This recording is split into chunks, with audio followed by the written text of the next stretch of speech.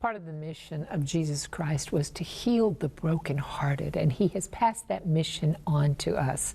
Join us today on Issues and Answers so that you can learn how to become a skillful comforter.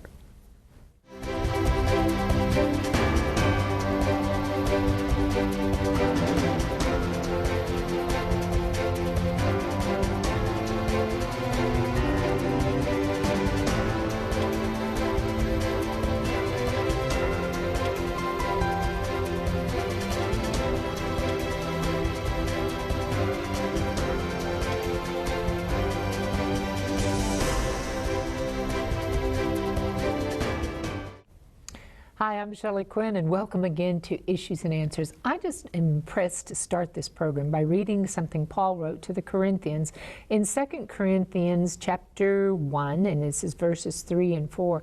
He says, "Blessed be the God and Father of our Lord Jesus Christ, the Father of mercies and God of all comfort, who comforts us in all our tribulation, that we may be able to comfort those who are in any trouble, with the comfort with which we ourselves have received from God."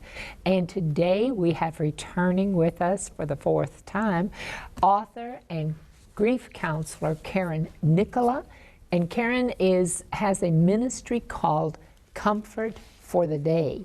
And Karen, thank you so much for coming back. I'm so happy to be here. We don't want to let you go. I know this is our last one with you, and we're so glad that you're here, though.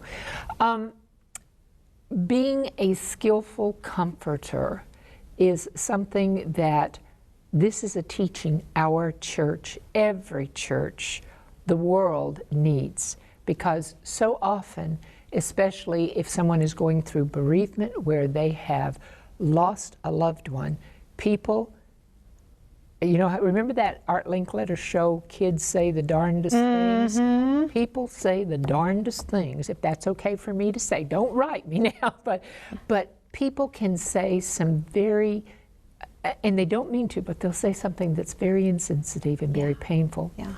So, and the other thing that I'm thinking off the top of my head is that we also often, if there's a funeral, we are good at that first month of offering comfort, and then life goes on and we forget about those who are going through bereavement.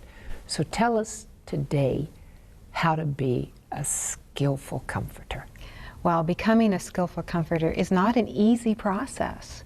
It's one that does take a little bit of acknowledging, maybe I could improve. And I think we can all say that.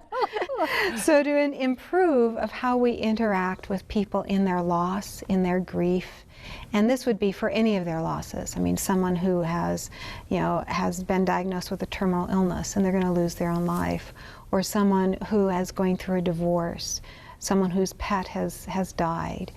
To genuinely comfort them is not fixing them.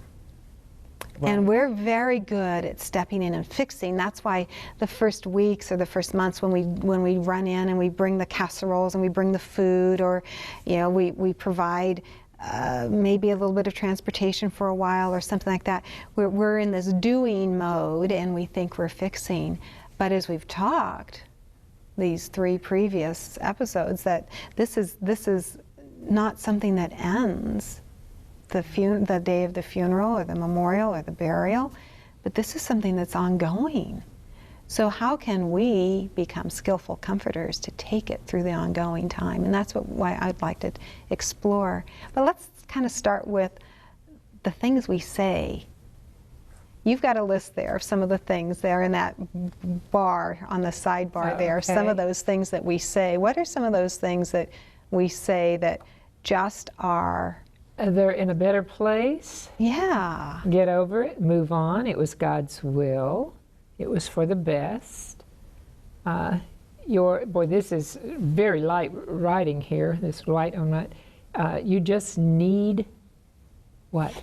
To get over it, need to move on, need to smile. To move on. Yeah, yeah. It just takes time. You need to to stop living in the past. Oh, how many times we've heard that. Look on the bright side. Just keep smiling. I'm praying for you. Then you don't. That one I am very adamant about. Yeah. You know, we will say, oh, I'm praying for you, I'm praying for you. Here's something that's interesting. Is there anything I can do? People are so, you know, if somebody asks me if they can do something for me, I always say no. I mean, it's, now, people who just show up with something or do something, that's different, you know. These are some good things that we need to watch out for saying. We need to stop saying. At least you have other children would be probably the most painful. Yeah. Or I know how you feel. I know how you feel is not a true statement. Yeah. Even if another woman, my exact same age at 28 when I lost my son, she would be the same. We could not know how each other feels because we had different relationships, we had different issues with our children and their losses and their death. We might have a shared experience of our feeling, my loss, but I can't say I know how you feel. Mm-hmm. I can't say that. And some people are very put off, and understandably so, by just the blanket comment, oh, I'm so sorry. As soon as I would tell you, Shelley, oh, I'm so sorry, then that puts you in a position to try to console me. Mm. So that is a really counterproductive. And one of the ways that I help guide people through that is the natural thing is to say, we are sorry. We do feel badly for them. So if the I'm so sorry just naturally comes out of our mouth, then let's finish the sentence. I am so sorry that you are living with this pain. I'm so sorry that you're experiencing this. I'm so sorry that your mother passed away. We finish the sentence. That's good. And we don't leave it with, oh, I'm so sorry, because now the grieving person may feel some need to try to console us. And then what do they say? Oh, it's okay. None of it's okay. It's not okay that someone has died. You know, it's interesting that you say that, because there's someone in my close circle who is constantly saying, I'm sorry if you mention something, and then I feel, well, I've made them uneasy, and I do naturally, and I mean, this is over just day-to-day matters, so I do understand that. Mm-hmm. That's interesting. So if the grieving person is then left to feel like they've made someone else feel uneasy, you know, that so we don't need to say that anymore. We don't need to say, I'm sorry. When you say I'm so sorry, remember that's the beginning of the sentence, and not then the finish end. it. Or replace the I'm so sorry as I really care. Or make a statement, this must hurt badly for you. Your pain matters to me. I'm here for you. If you are. Yes. Oh, yes. Don't say that if you're not. Just like saying that you'd pray for someone if you're not going to. And just, you know, today's modern technology and all the media that's out there and social media and on Facebook, and someone will let the world know that a loved one has passed away in their family system. And you'll see, I'm so sorry. And you'll see prayers, or I'm praying. And then how many of us will leave that Facebook post and really fall to our knees and pray? Yeah.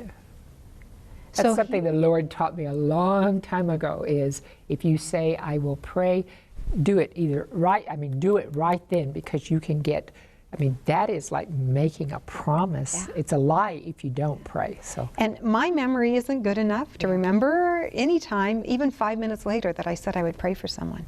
Yeah. So whether I get an email message or a Facebook message, mm-hmm. I will pray in that response right then. Mm-hmm. I will pray on Facebook in the responded message, or I'll pray right in my email and hit send. So they've seen and heard my prayer for them. They know they've been prayed for. And I know I've prayed for them. That's wonderful. Because I want to be a woman of my word and not say it and then don't do it. Sometimes I think that we feel like, some people are uneasy around people who are grieving because they don't know what to say. Mm-hmm. And I often feel like saying as little as possible is the best. If you can get them to talking and listen, it's more important than what you can say, because you're at a loss for words. You don't know what that person's experience is, and you really, you might say, I know what you're feeling, but you don't. The more honest thing to say is that I don't know what you're feeling. Yeah. Could you tell me? Ask them questions that you feel that they may be ready for. And if they're not ready for, you can say, you don't have to say anything. I just wanted to be with you. Do you mind if I hold you? And you put your arm around them. It's really important to ask for permission. May I pray with you? Some people will say, no, I'm not ready to talk to God yet. May I give you a hug? Some people aren't huggers, and they don't want that touch. They don't want to be taken into that brink of feeling tender because and some people may be huggers, but at that moment, it's like it would be too much for them. So to be a skillful comforter is to know what not to say and take those out of our vocabulary, our trite comments. To be a skillful comforter means to be honest and to be able to say, I don't have an idea what you're going through. I don't know it all. I'd like to know so I can understand. Could you tell me? Being a skillful comforter means I ask for permission. One of them might be to say, would it be okay if I came over and brought you dinner tonight? Instead of just dropping by with a casserole dish and leaving, but bring them dinner and eat with them and let them know that, yeah, pain is uncomfortable, but you're not going to let that uncomfortableness of their pain push you away. See, personally, and I don't know if everyone is like this, I'm speaking, I don't mean to say I, but we can only speak from our own experience. I do not care for people to just pop in. And I think when you're grieving, even more so, that, and people have a tendency to sometimes do that, but it's something that I think asking permission, perhaps you can say, I've made you a casserole. I would love to drop it by. Would 5 o'clock be convenient or something like this? Because if you ask me if you can make me something, I'll probably say no, because I don't want to be a bother to you. But if you tell me you've already made me something and you want to bring it by, then you're much more open to that, but you give that person the opportunity to collect themselves before you go by. And here's the thing about offering these kindnesses, these courtesies, these interests, they need to be ongoing. Oh, that's the tough. Month 2, 3, 6, 10. For us, the intensity of the pain of Dawson's absence, our son, his absence, that intensity came 6 and 7 months later after his death. And by that time, where is everybody else? They're all back to life, and we're now in this pain all by ourselves. And so being aware that someone's pain about the loss and the death of a loved one will intensify as time goes on, will help us as comforters. Put it on the calendar. Let's say someone died today, April 12. Pop out 6 or 7 months later and put it on our calendar and say, check in with Karen and see how she's doing now. That's good. And put it on the calendar when we might know of when that person's death might be, or when their wedding anniversary was, or when their birthday was, and make it a point to check in on that day with them. Especially when it's a first. Oh, yeah, especially in the first. But I'll tell you, 30 years later, really? Oh my, if someone even remembers our son, it's just such a treasure to me, such a treasure. What occurs to me is that we live in such an insanely busy world. Everything is so busy. If you are a member of a large church, it is so easy. Even here, say we have under 200 members, but we have so much, there's so many tragedies, it seems. It just seems like Satan is increasing his attack on his people. We have deaths, we have people who are in, being diagnosed with terminal illnesses. There's so much pain that one person, unless that was their full-time ministry and that's all they did, it's difficult to keep up. And we are probably all, I will include myself in this, we are all guilty of being very supportive in the initial stages, and perhaps then as we see them, inquiring, how are you doing? But as far as an intentional act, that's not always so. It occurred to me that maybe this is something that churches should start little committees where you assign a person to, you be their comforter for the year. Well, because that's something that we sometimes think, oh, well, they're well loved at church. There's probably plenty of people checking in on them, sending cards or whatever. And because there's so many, I mean, does that sound stupid? No, Shelley, I am like grinning from ear to ear because this is what I do on Sabbaths. I visit churches and I help them develop a grief ministries team. I help them become skillful comforters. I let them know that it is not the pastor's job to carry the attention that the bereaved need for the duration they need it. The pastor's job is the first responder. But then he needs to pass it on to the next team that's going to be the long-term caregivers for this bereaved family. This, whether it's the cancer, whether it's the losses through whatever we've talked about already, that this grief ministry team then knows how to assign who's going to do what, so no one gets lost through the cracks. And so, yes, this I'm just going, yay! This is why I'm here. This is what God has called me to do, to raise up renowned, skillful comforters, because that's the mission of Isaiah 61, to heal the brokenhearted and to comfort those who mourn in all of Zion. Well, all of Zion is all of the world, God's family, and we're not good at this. We have not followed Jesus' mission in this. I mean, he came for this purpose. Yes. And we do everything else, and we've omitted this. And I think primarily because it's associated with pain, and we're uncomfortable with pain. And when pain comes our way, it's fight or flight. And then to say, I'm going to willingly choose to be in someone else's space of pain, that's really unnatural for us. But it's not unnatural for the kingdom. That's what Jesus came to do, was to be in our pain. You shared an experience that you had with someone, or I should say lack of experience. No, it was an experience.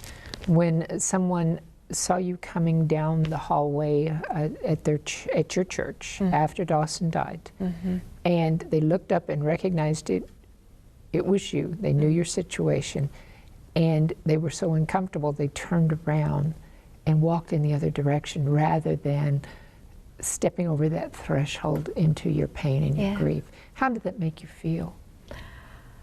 It was disappointing, very disappointing. I felt like I had a big banner on me that said, "Don't get close, she hurts." And I knew intellectually that it was just more than that person knew how to handle.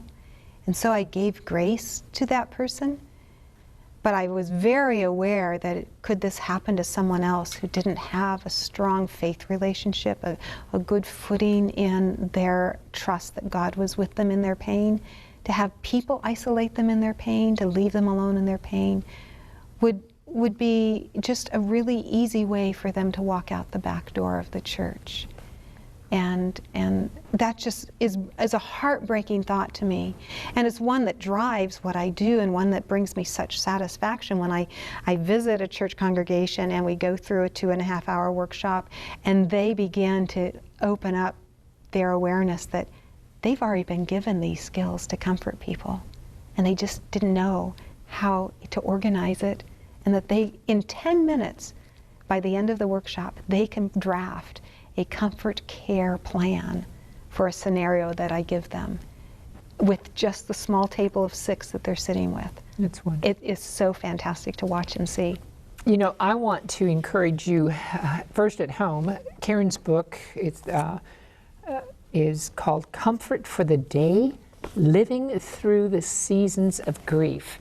And this is a journal. Actually, I'm going to take my copy home and I'm going to journal because I'm revisiting some pain in my sister's death that I realize I haven't really worked through the grieving process on my sister, so I'm going to Good for you, do Shelley. this. Thank you so much. But I want to encourage you to do something and you at home to do something. I believe with all of my heart this could be a tool for evangelism. There are people grieving, not just in our church, but outside our church, that if churches would hold, maybe using some of your materials, you've got videos available and things, but if you would hold a grief seminar, you could have so many people that may not come for a vegetarian meal or something like that, but there are so many people who need to be comforted, who do not even know the Lord, Right. that if you're holding a grief seminar and you can get people into the church for this seminar, if you've become skillful at being a comforter, you're opening doors to bring people into your church. Now, you don't want to start giving them the 28 fundamental beliefs when they come for a grief seminar, but it is something that I believe, I hope that your ministry will take off in that direction to raise up this as an evangelistic tool in every church. Well, and we were talking about if we are using evangelism as just finding people that are brokenhearted and letting God heal them. Yeah. You know, that's what he came for. And one of the best ways to become this skillful comforter, even if that doesn't ever happen at your church, is to learn how to be a comfort listener. And we listen in conversation, and we listen to comfort. And conversational listening means that I hear what you say, and then I comment on that, and then we talk back and forth, and it can go off this tangent or that tangent, and we come to know each other really well, and that's beautiful. When it comes to comfort listening, it is never about us, and it is always about them. And so we need to learn to listen in a way that does not want us to tell our own story. And well, a lot of us are guilty of that. It is an easy thing to do, and we have a belief that, oh, if I tell you my story, then you'll know I can identify you. Yes. Identify with you. Well, the reality of it is, when you're in bereavement, your story is not going to change my broken, pain-filled heart. Ow, that one hurt, because I know that there's times that I have been guilty of that, thinking that if you listen long enough, then you share a story that they feel like you're identifying with them. But your point's well taken. Okay, so comfort listening then is about listening with our heart and our eyes. All we want to do is hear their story. We have no comparison between our story and their story. We're not thinking about judging the value. Oh, you've had such a worse loss than I have, or maybe I've had such a worse loss than you have. So there's no value, there's no judgment on that. There's just simply listening to their story. And when we listen just to hear their story, it's because they need to tell it. Yeah. And they may need to tell it over and over and over again. As an example, just to prepare people, if you're going to step into someone's pain very early on in the loss, they may need to retell the event of the death, the accident. I sat by my son's bedside, and that was what was on my mind, were his last moments of his life and what was occurring around that death moment. I needed to tell that over and over again until I could move on to the next part of what I needed to tell. And so if we're going to be skilled comforters, renowned comforters, we simply need to listen. We don't need to fix it for them. We don't need to give them a solution. We can just acknowledge, this is really hard, isn't it, Shelley? That's all. Or could you tell me more about such and such a thing? We might want to ask a question so they could continue their talking. But do we need to talk about ourselves? No, not ever. Let me ask you this question. At what point should you be concerned if someone is not moving on in the grieving process? I'm listening to what you're saying about, and I'm thinking of someone specifically who is in a constant mode of needing comfort. It is constant, to the point that after 12 years, I often will say, as they are doing this, I'll bring up what some other people have gone through to let this individual know you're not alone. But it's an unhealthy type of thing. At what point do you become concerned, and what do you do when someone is not, 6 years down the road, 9 years down the road, if they're not really getting beyond and they've fallen into the poor, pitiful pearl, what do you do then? I might ask them, are you ready to let go of the pain? Do you still need to be identified by the loss in your life, or would you like to be identified by the healing? Those are two questions that I usually would ask somebody. And if they need to think about that, and if they say, I don't know, or I'm so accustomed to what I've experienced that I didn't know there was another way to live. And you just gently offer that they might want to consider that there is a better way. Grief work. Grief work would be it. And in this case, after 12 years, they probably need to see a grief coach, a therapist, a counselor, and get that professional help to do that. Amen. Yeah. Karen, I know that we could continue on for many more programs, but since this is your last opportunity to be with us this season, is there a particular comment you wanted to close with? Well, there's this quote that comes from Stephen Levine, and he says, when fear touches someone's pain, it becomes pity. When your love touches someone's pain, it becomes compassion. So I think the thing we need to ask ourselves as we're considering becoming skillful comforters, are we doing this because we're drawn by God's love to be in someone else's pain? And that it's not about ourselves in any way. It's there for them so that they can know that the compassion has come towards them. I cannot think of a better way to end this 4-part series on grieving, and I do want to thank you so much, Karen Nicola, author, You're grief welcome. coach, educator, just for being with us. And for those of you at home, this series will be available. You can order the series through the call center if you know somebody that needs to hear that, or perhaps you want to use this in your church. Don't forget, comfortfortheday.com. You can get in touch with Karen and ask her to come speak at your church or to get her materials. Thank you for joining us.